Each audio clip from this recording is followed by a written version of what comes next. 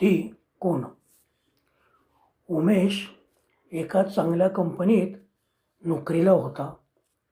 तो उंचपुरा देखणा होता.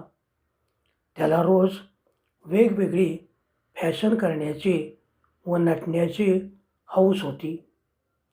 कंपनीत एका मोठ्या पदावर तो काम करत होता. रुपालीशी त्याचे 2 वर्षापूर्वीच लग्न झाले होते. ती देखील दिसायला मोहक होती. चारचौघीत उठून दिसणारी होती. तिला देखील नटण्या-मुरडण्याची हौस होती. त्यांना एक छोटी मुलगी होती. लतिका तिचं नाव. लतिका नावाप्रमाणे होती. ती घराजवळ असणाऱ्या शाळेत शिकत होती. गावापासून 1.5 किलोमीटर अंतरावर त्यांचा बंगला होता. बंगल्याचे नाव शक्तिमान होते. नावाचा फलक दर्शनी भिंतीवर चमकत होता. त्याच्या भोवताली सौर ऊर्जेवरील 4 बल्ब दिवसा नसले तरी रात्री प्रकाशमान होत होते. समोरील जागेत फुलांच्या कुंड्या ठेवल्या होत्या. त्यामुळे बंगला उठावदार दिसत होता. गेटजवळच एक गललट्ट कुत्रा बंगल्याची राखण करत होता. त्याला बसण्यासाठी छोटीशी जाळीची खोली होती. त्याच्या खाण्यापिण्याची तिथेच व्यवस्था केली होती. त्याचं नाव टॉमी.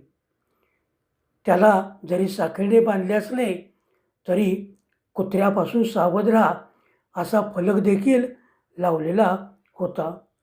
उमेश ज्या कंपनीत काम करत होता ती त्याच्या घरापासून साधारणपणे 3 किलोमीटर अंतरावर होती.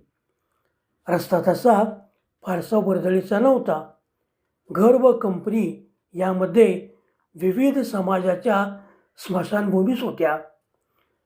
त्याच्या रोजच्या येण्या-जाण्याचा तो मार्ग असल्याने त्याला त्याची कधीच भीती वाटली नाही. आज तो घरातून बाहेर पडण्याच्या तयारीत होता. रोजच्यासारखा तो फ्रेश दिसत नव्हता. रुपालीच्या ही गोष्ट लक्षात आली. ती त्याच्या जवळ आली. खांद्यावर हात ठेवून म्हणाली, उमेश, काही होतंय का तुला? चेहरा देखील मलूल वाटतोय. काही होत असेल तर आज सुट्टी घे, जाऊ नकोस. उमेश म्हणाला, नाही ग, जरा कामाचा ताण आहे आणि हो, आज यायला थोडा उशीर होईल. रुपाली म्हणाली, ठीक आहे, पण काळजी घे. त्याने तिला जवळ ओढली. किस यू म्हणत एक किस घेतला आणि घराबाहेर पडला. नेहमी तो मोपेडवरून जात असे. टॉमी त्याला निरोप देत असे. मात्र आज टॉमीने त्याची पॅन्ट धरून ठेवली. टॉमी असे का करतो याचा दोघांनाही अर्थबोध होत नव्हता. टॉमीची सोडवणूक करत उमेशने गाडीला किक मारली. तो आता कंपनीत आला. आज कामाचा खूप ताण होता. सायंकाळचे 6 वाजले तरी त्याचे काम सुरूच होते. त्याला 7:30 वाजता बॉसने एक मीटिंग आयोजित केली होती. मीटिंग संपायला जवळजवळ 11:30 वाजले. उमेश घराकडे यायला निघाला. 15 मिनिटाचं ड्राईव्ह केलं. तोच त्याला रस्त्यावरून चालत जाणारी एक तोरणी दिसली. ती पाठमोरी होती. त्याला आश्चर्य वाटलं. रात्रीच्या वेळी अंधारात ही तरुणी निर्जन जागेत काय म्हणून फिरते असा विचार त्याच्या मनात आला. त्याने आपली मोपेड तिच्याजवळ थांबवली. ती तरुणी खूप सुंदर होती. तिने केस मोकळे सोडले होते. चेहऱ्यावर हेवी मेकअप केला होता. तिच्या सौंदर्याने उमेश भाळला होता. तो म्हणाला, इतक्या रात्री आपण कुठे चाललात? मी सोडू का तुम्हाला? ती तरुणी म्हणाली, मी घरी चालली आहे. माझे घर इथे जवळच आहे. मी खरं तर चालतच जाईन. उमेश म्हणाला, पण रात्रीची वेळ आहे. चालत जायला उशीर लागेल. त्यापेक्षा सोडतो ना मी तुम्हाला. ती तरुणी म्हणाली, नको, मी तुमच्यापेक्षा जलद वेगाने जाईन. तुम्हाला त्रास कशाला? उमेशने खूपच आग्रह केल्यावर ती तरुणी त्याच्या गाडीवर बसली. तिने आपला हात उमेशच्या मांडीवर ठेवला. त्या स्पर्शाने उमेशला रुपालीच्या स्पर्शाची आठवण झाली. गप्पा मारत मारत दोघेजण निघाले. ती तरुणी घरंदाज असून मोठ्या बंगल्यात राहत असावी असा उमेशने अंदाज बांधला. मधून ती गप्पा मारत होती. तेवढ्यात तिने उमेशच्या पाठीवर हलकीशी थाप मारली आणि आले माझे घर असे सांगितले. उमेशने गाडीचा ब्रेक दाबला. गाडी जागेवर थांबली. बंगला तर कोठे दिसेना. उमेश पाहतच राहिला.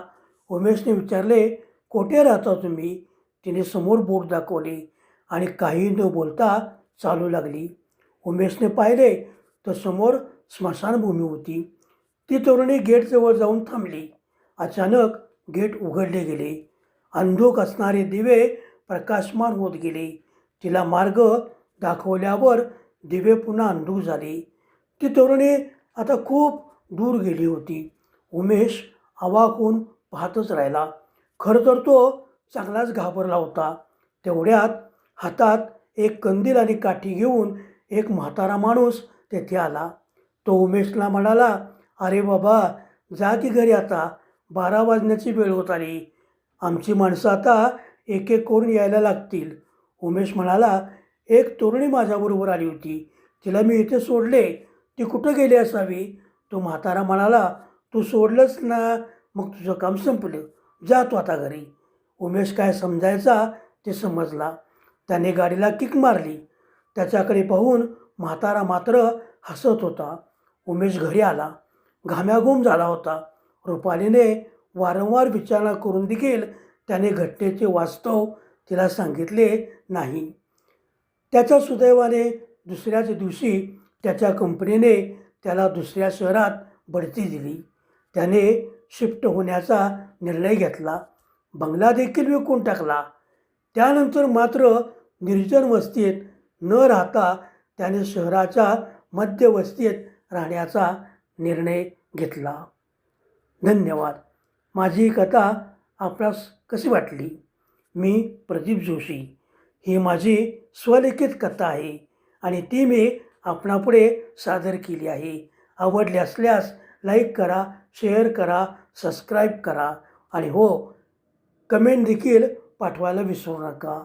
पुनश्च एकदा धन्यवाद.